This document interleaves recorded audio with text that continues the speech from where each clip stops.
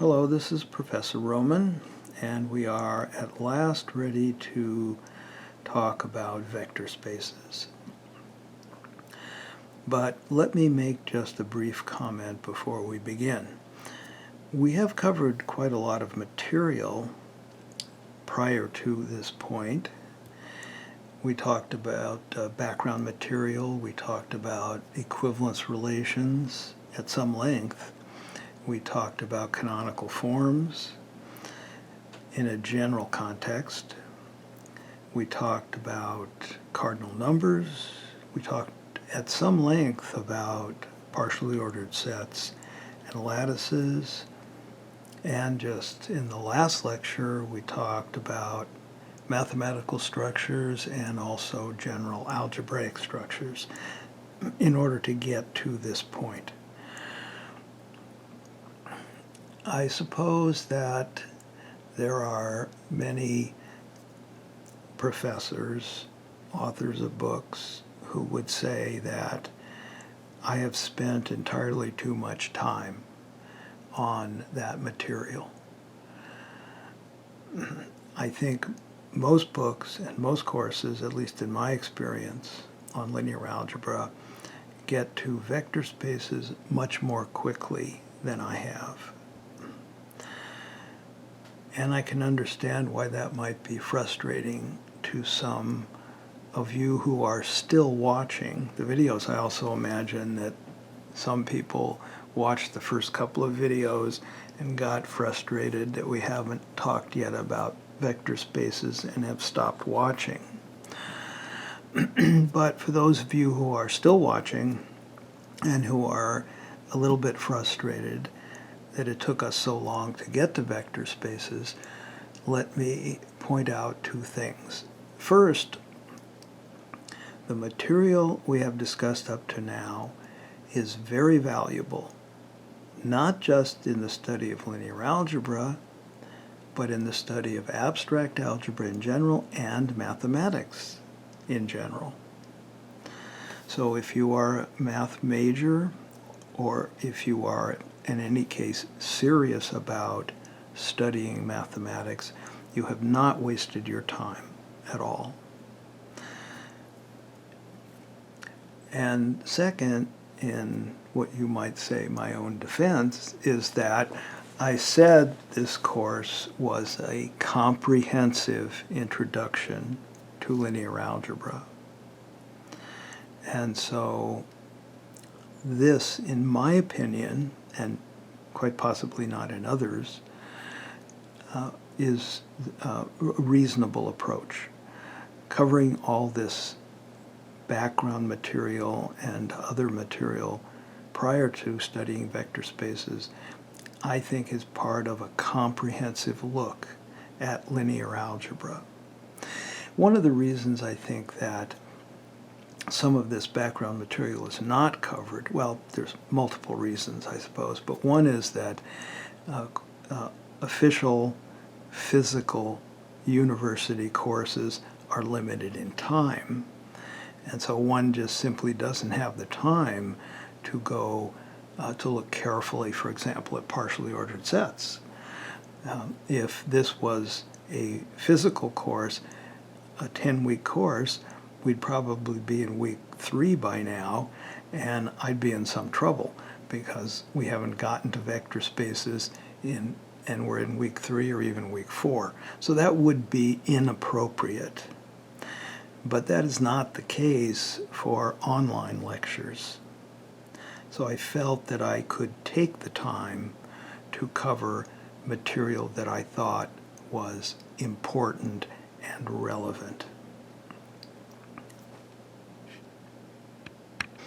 Another reason that I think most courses do not cover as much preparation as my course has is the sense that the audience is perhaps not interested or even not ready to get involved in things like cardinal numbers or partially ordered sets. And that may be true, and in which case some of the material in this course that's coming now would have to be rewritten, pared down, even removed because of the references to cardinal numbers and lattices, for example. So let's begin now with the study of vector spaces. As we have seen, most algebraic structures, such as monoids, groups, rings, and fields, even lattices, are defined in terms of algebraic operations, nullary, unary, and binary operations. But while a vector space does require a single binary operation, it also requires something else that many people refer to simply as an operation, but I'm going to call it a hybrid binary operation. And here's the formal definition.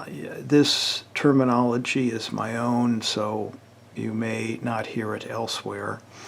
Let A and B be non-empty sets. A hybrid binary operation from A cross B to B is a function f that looks like this. Maps, the domain is A cross B and the codomain is B. And we're going to use that in the definition of vector space. A vector space over a field F, so here we see that we must have a field, also called an F space, is a non-empty set V whose elements are referred to as vectors, together with a binary operation on V called addition, denoted by a plus sign,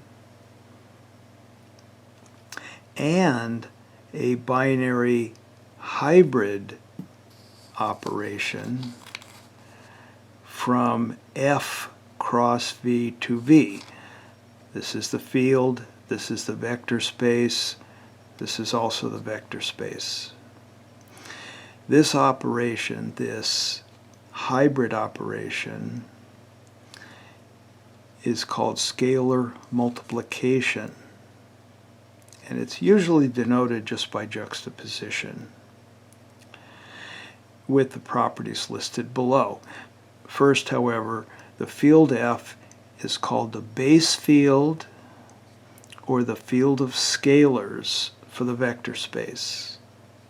And the elements of F are called scalars. That's why this is called scalar multiplication. V must be an abelian group under addition, and by now I trust that you know what that involves: associativity, additive identity,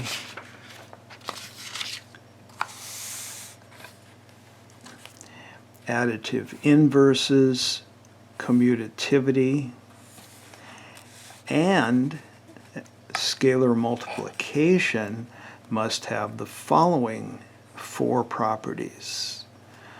Here A and B are scalars and U and V are vectors. So we can distribute a scalar over the sum of two vectors. We can distribute a vector over the sum of two scalars. This is not really associativity because A and B are scalars and U is a vector, so we have to be careful not to call this associativity, but it is reminiscent of associativity. And the scalar 1 times any vector U is U itself. A vector space over the real field is called a real vector space. And a vector space over the complex field is called a complex vector space. That makes sense.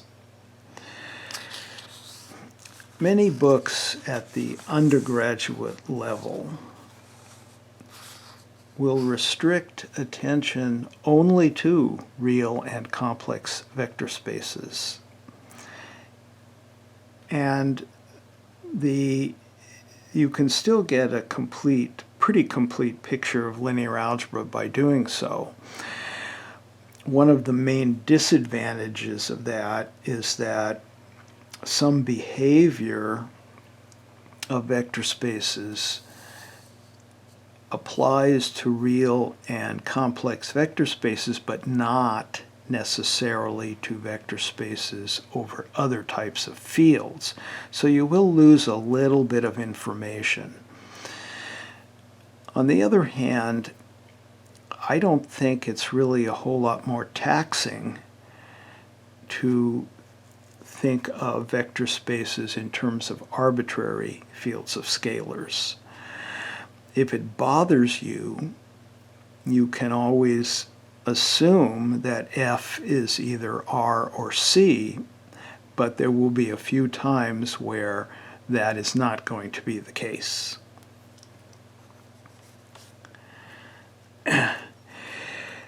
Note that in a vector space, because of the definition, the symbol 0 actually has two meanings.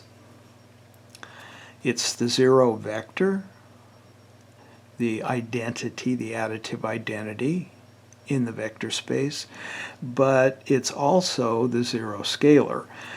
Now what I'm talking about is the symbol. The zero vector and the zero scalar are two entirely different things. And there are books where the vector 0 will be written in boldface and the scalar 0 will not be. Or some other notation will be used to differentiate the two. I'm not going to do that because not everybody else does it, and you may as well get used to seeing it this way.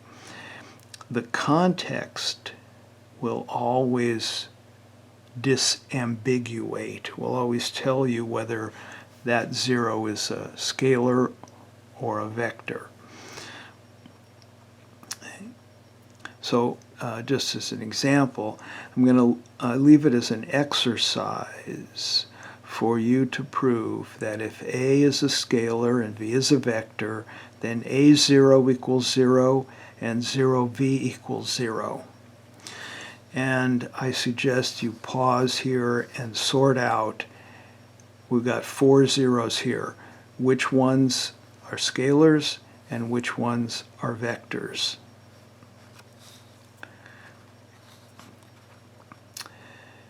Although it doesn't say in the definition, the identity element in a vector space, in fact in a group, must be unique. It must exist by definition, but it is unique by consequence. It's not part of the definition, but it is a consequence of the definition. Okay. The same thing is true of the negatives or additive inverses of each vector. They are unique. This is an interesting stylistic point. Since these facts follow from the definition, they do not belong in the definition. Generally speaking, definitions in mathematics are as lean as possible. There are exceptions, but we don't generally put something in a definition that can be proved from the definition.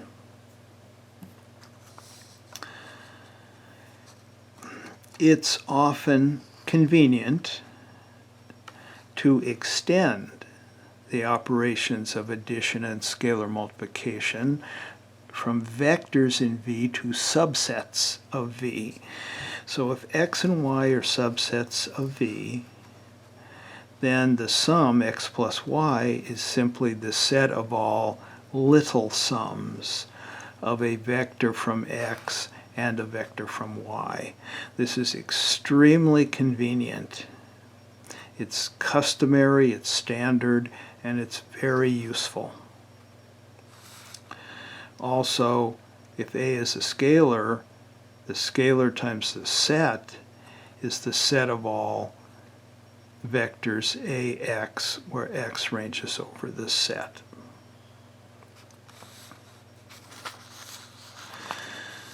Some examples of vector spaces. Throughout, we'll let F be a field. The simplest of all vector spaces over F is just the set containing the 0 vector. So 0 plus 0 equals 0. Any scalar times 0 equals 0. This is the trivial vector space. And all other vector spaces are said to be non-trivial. Okay.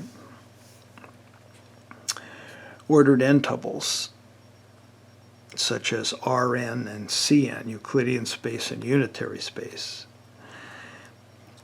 If n is bigger than or equal to 1, then the set Fn of all ordered n-tuples whose components lie in the field, the field F, is a vector space over F.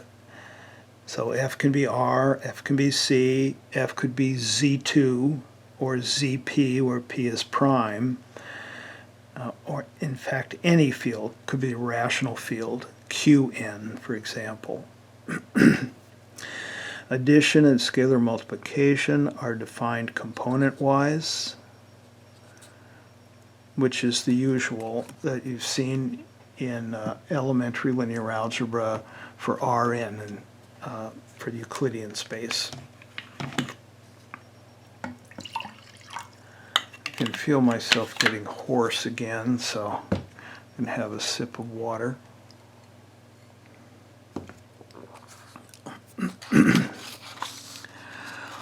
The complex numbers form a real vector space under ordinary addition and real scalar multiplication. So the real numbers are the scalars, the complex numbers are the vectors, and so a real number actually plays both roles as a scalar and as a vector, because a real number is a complex number. So one needs to be a little careful there in identifying whether a given instance of a real number is thought of as a scalar or a vector. Don't worry too much about this example. I don't think it's going to come up again. It might, but it's not a critically important example. The set of m by n matrices over the field F is a vector space under the usual operations of matrix addition and scalar multiplication. Actually, we've seen that this is also a ring under addition and matrix multiplication as opposed to scalar multiplication. The polynomials f square bracket x over the field F is also a vector space under the usual addition and scalar multiplication of polynomials. We can restrict the polynomials to those of degree d or less. I'm going to use this notation f sub d square bracket x. This is also a vector space under these same operations because the sum of two polynomials of degree less than or equal to d also has degree less than or equal to d. Same for scalar multiplication. Note that while the full ring f square bracket x of polynomials is also a ring, as we've seen under addition and multiplication, f sub d of x is not a ring, because if you multiply two polynomials of degree d or less, the result may not have degree d or less. There are lots of function spaces. I'm going to change that. Let X be a non-empty set, and let V be a vector space over a field F. The set of all functions from the set to the vector space, from X to V, this is customarily denoted using exponential notation, V superscript X. Be careful here, it's the set, the domain that goes in the exponent. This is a vector space over F. Under the operations of the usual addition and scalar multiplication of functions that you would have done in calculus. And you should take special note of the fact that X, the domain, only needs to be a set. We don't need any structure on X. We need the structure on the codomain, in this case a vector space structure, because if you look at these operations, this is taking place in the codomain, V, not in X. This same kind of construction works for groups. For example, the set of all vectors, the functions from any set X, non-empty set X, to a group is also a group. It's the codomain that needs the algebraic structure. Since a cardinal number, which I'll call kappa, is a set, and since F is a vector space over itself, let's take a moment to note that. F is a field, so it can function as scalars for a vector space. F itself can be that vector space. Addition is just addition in F.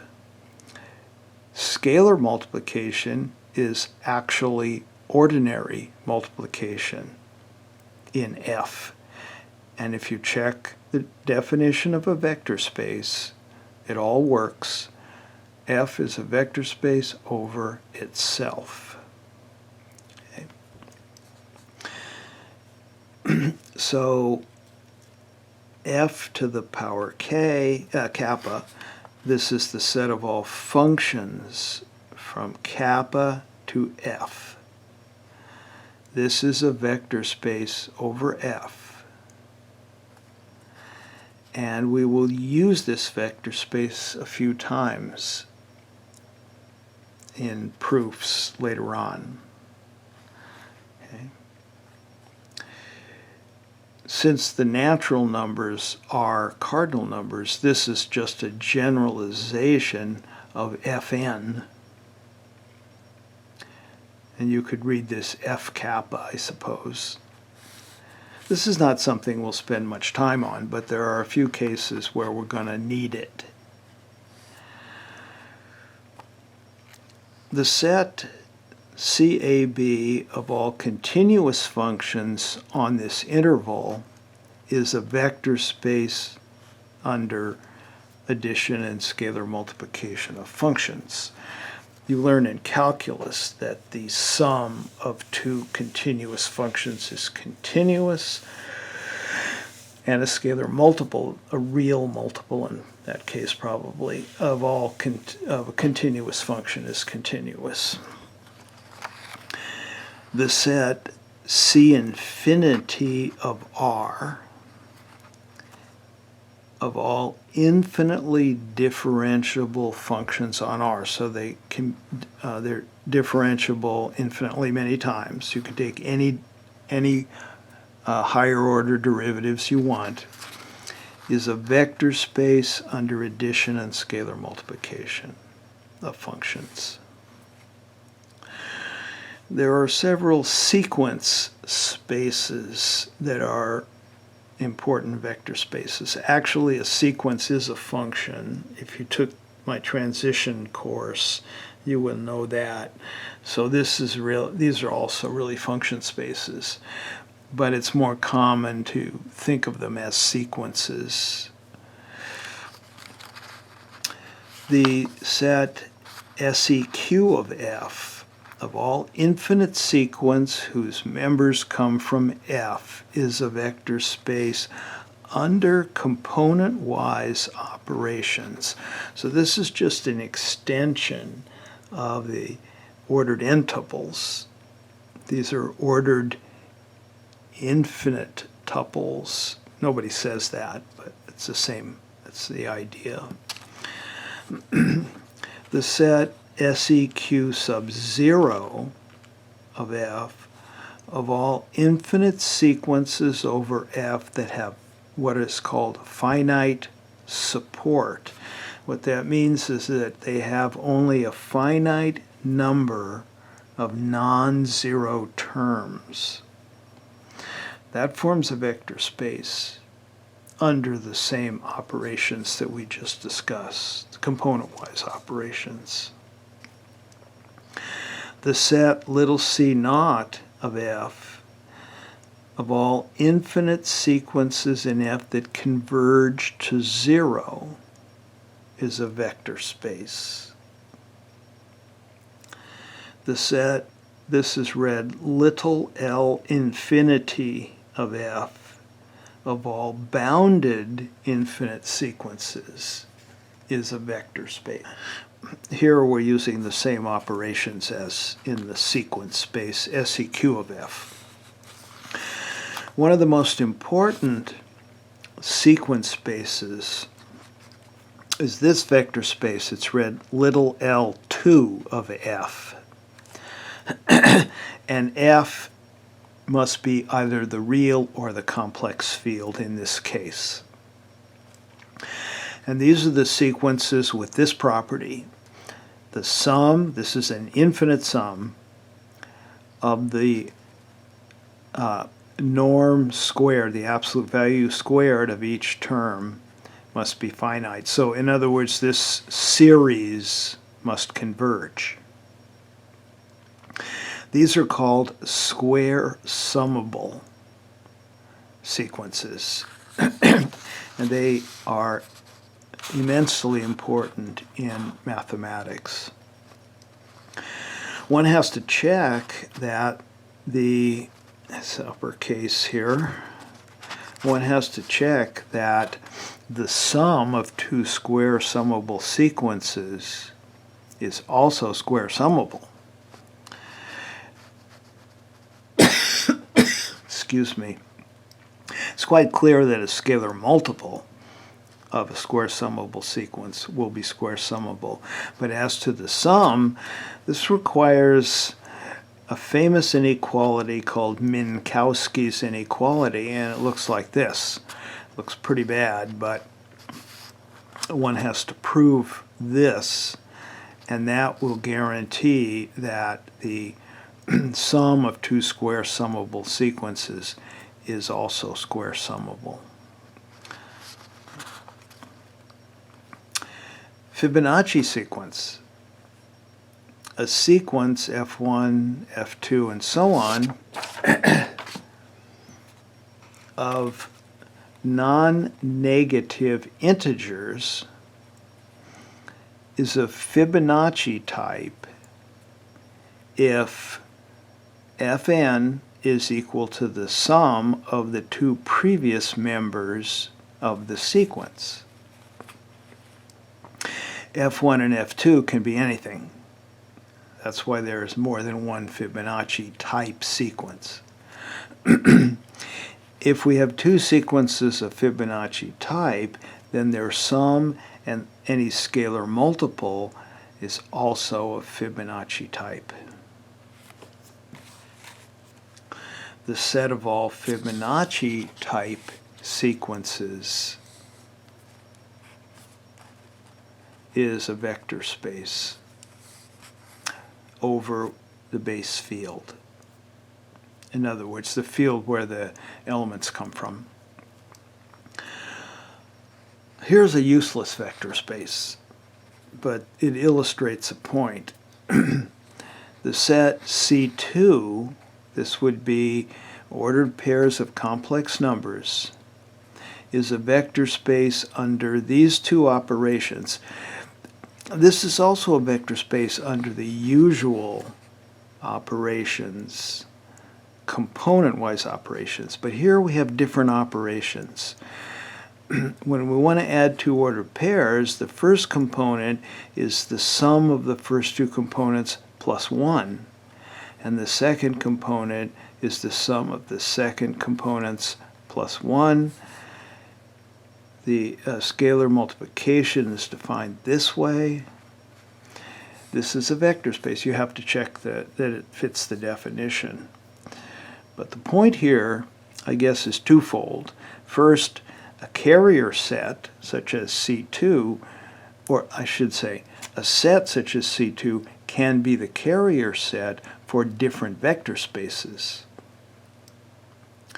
And second, you can you can define all sorts of addition and scalar multiplication as long as it satisfies the properties in the definition of vector space. You have yourself a vector space. Whether it's useful or not is an entirely different question. I don't know why I called this somewhat useless. I think it's somewhat useless, but maybe some of you know how to, that in fact this has some uses. I just don't know. To give you an idea of how widespread the notion of vector space is, some linguists, people who study languages, define a word vector to be a certain type of vector consisting of somewhere between 300 and 500 numbers that represents a word's meaning as it relates to other words in a given document. In this way, words can be embedded within a vector space. Also, a thought vector is a vectorized thought. And just as words are linked by grammar, thought vectors are linked by a chain of reasoning. This setting, these types of vector spaces actually play a role in the theory of artificial intelligence. Okay. So the vector spaces have wide application throughout mathematics and in other disciplines.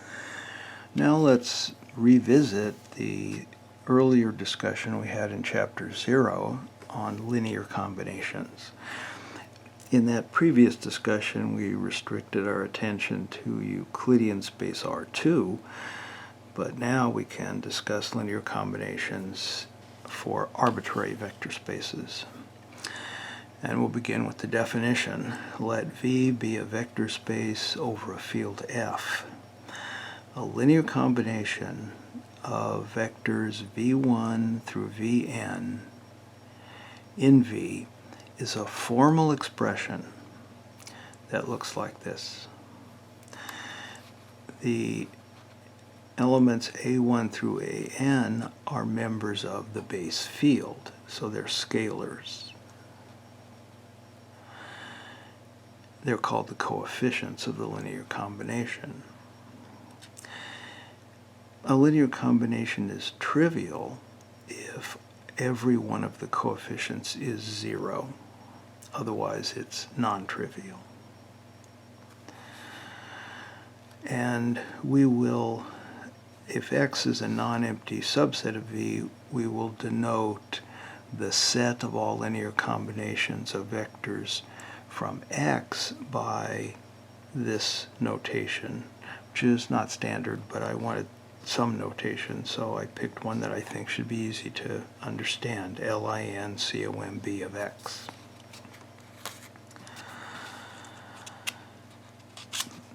Not every author defines a linear combination as a formal expression, but I have done so for what I think is an important reason.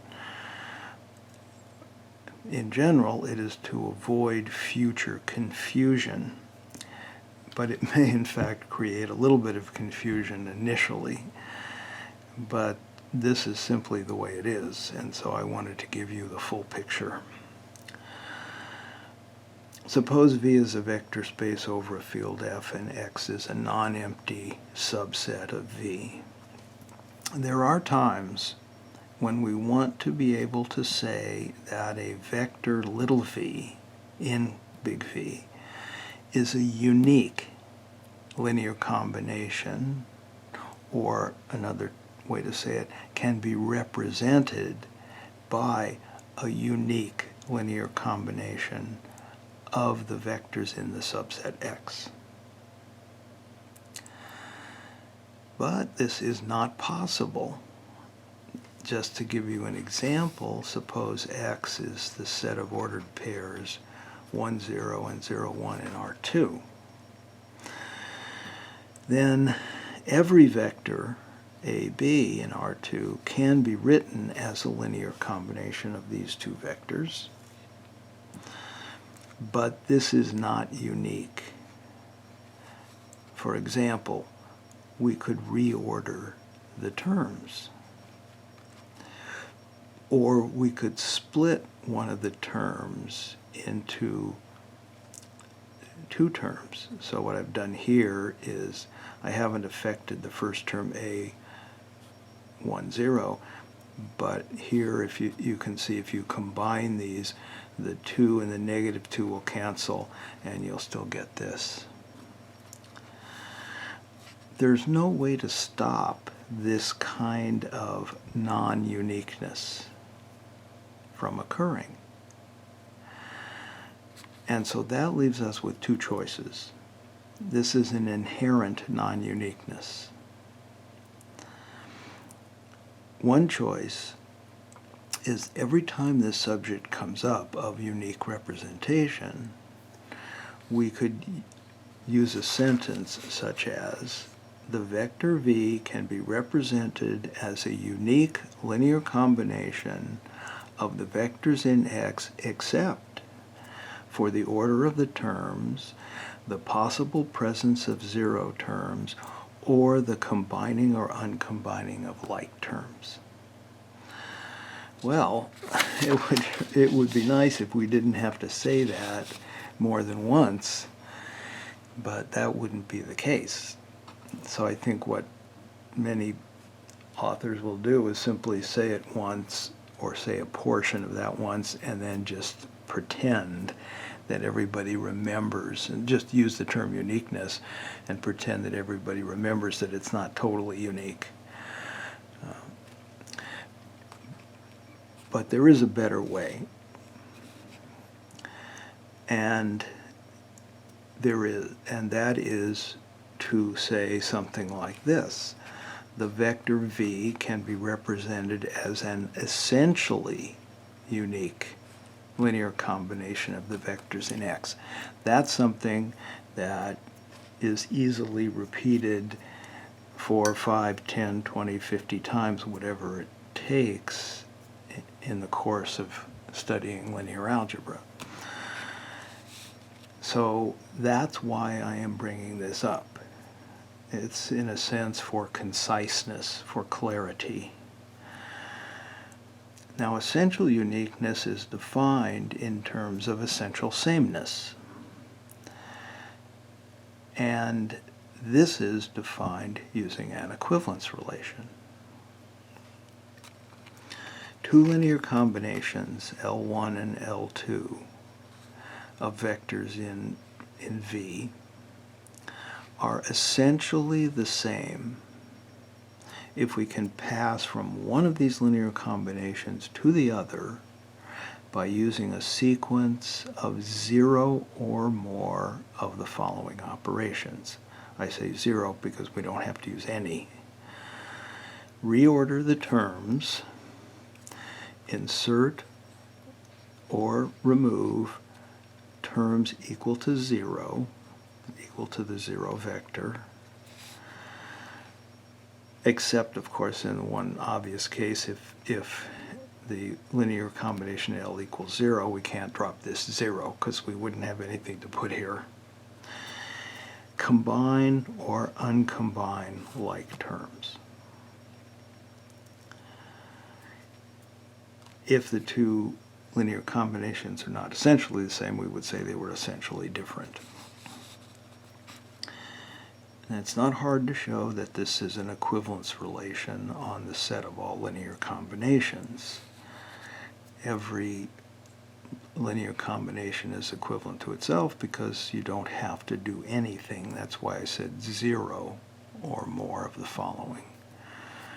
And this relation is clearly symmetric because I have double arrows. I was careful to say you can go either direction.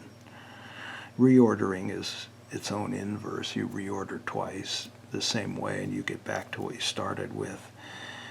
You can remove or insert 0 terms, so that works both ways. And I'll let you ponder transitivity. So now we can use this equivalence relation to define the notion that a vector is an essentially unique representation as a linear combination of some set of vectors. So that's the story. That's the reason that I'm going through this.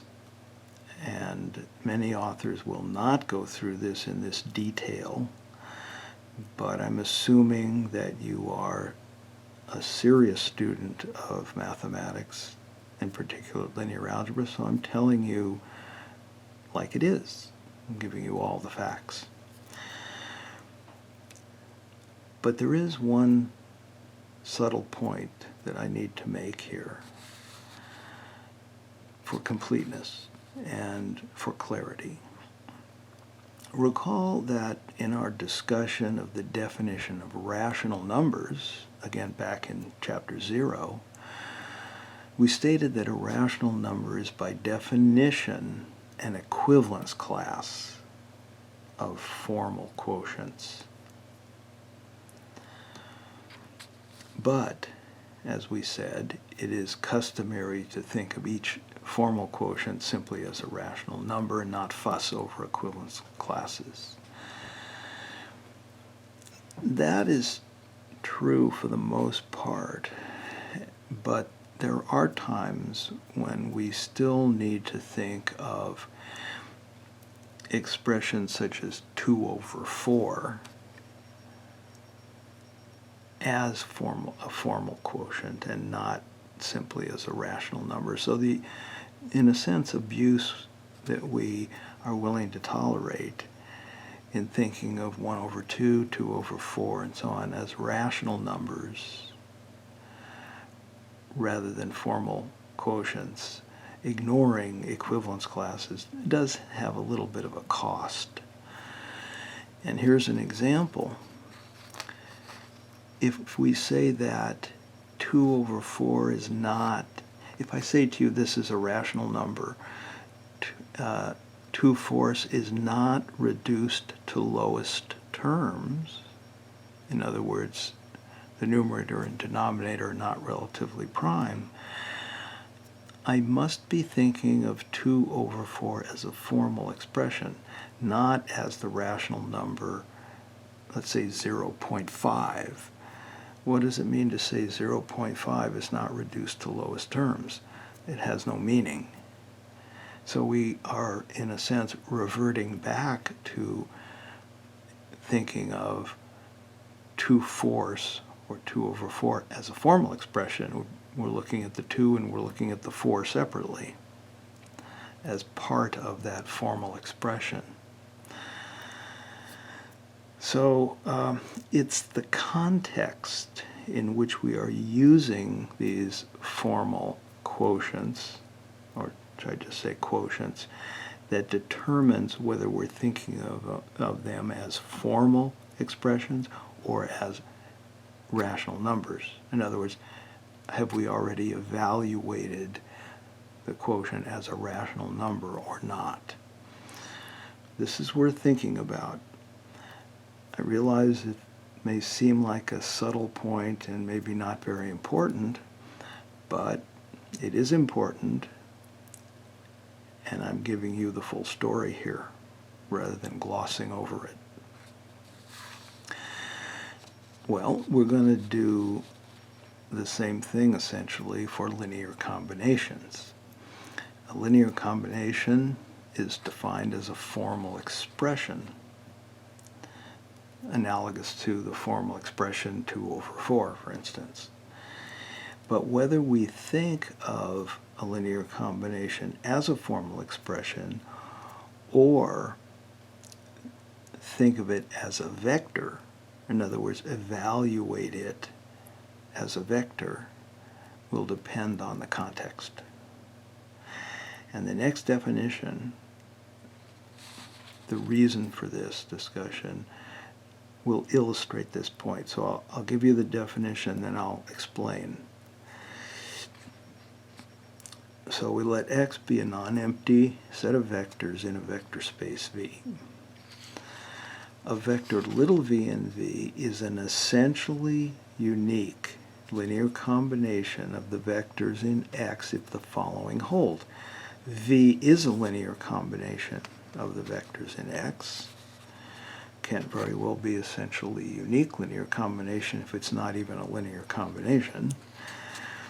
All of the linear combinations of vectors in X that evaluate to V are essentially the same.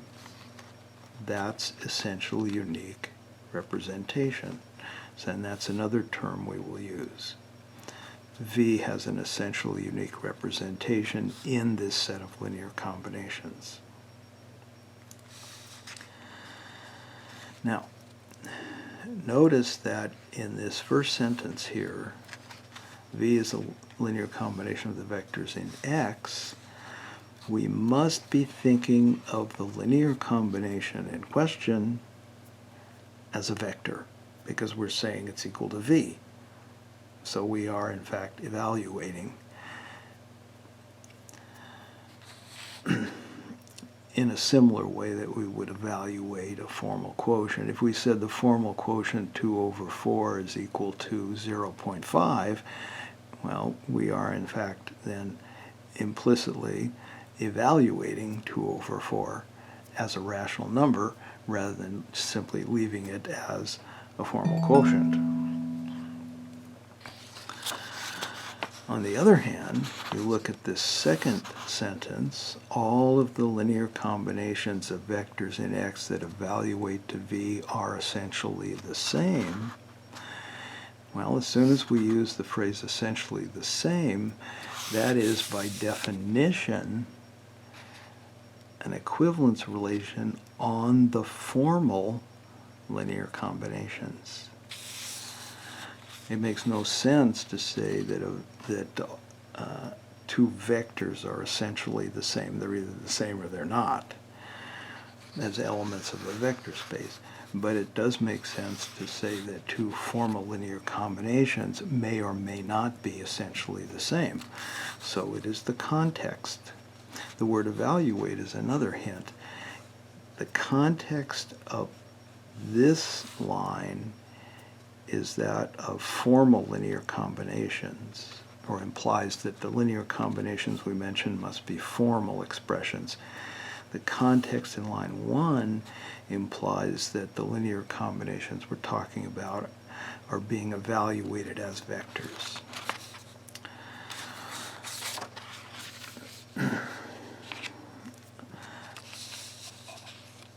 Let's take a look at some examples here. Consider the set X. This is a subset of R3 consisting of 3 vectors. This vector, 3, 3, 3, has infinitely many essentially different expressions as linear combinations of vectors in X. And the reason is that this equation with unknowns x, y, and z has infinitely many solutions. The solutions have a single parameter, z, that ranges over the entire real numbers. So for example, we can write 3, 3, 3 as this linear combination of the vectors in X, or as this linear combination. And these are essentially different because no amount of reordering of terms in either one of these, focus on either one, this or this, no amount of reordering of terms or inserting or deleting zero terms or splitting or combining like terms can turn one of these formal expressions into the other. There's a more fundamental difference between these two representations of this vector than just what is allowed in the definition of essential sameness. On the other hand, consider this set of vectors in R3. The vector 3, 3, 3, same vector, has an essentially unique expression as a linear combination of vectors from Y, because this equation has only one solution. And here it is. Now we can reorder these terms. I could remove some zero terms, or I could split this term into twice 1, 1, 1 plus 1, 1, 1. I can't stop that amount of non-uniqueness, but that's covered by essential sameness. And so that's why I cannot say this is a unique expression as a linear combination of vectors from Y, but I can say that it's essentially unique. If you can grasp this, you have grasped all. For those of you who are familiar with the concept of linear independence, then essentially unique representation of vectors is very closely related to linear independence. This set X is not linearly independent. The set Y is linearly independent. And in some sense, this is the whole reason for the existence of the concept of linear independence.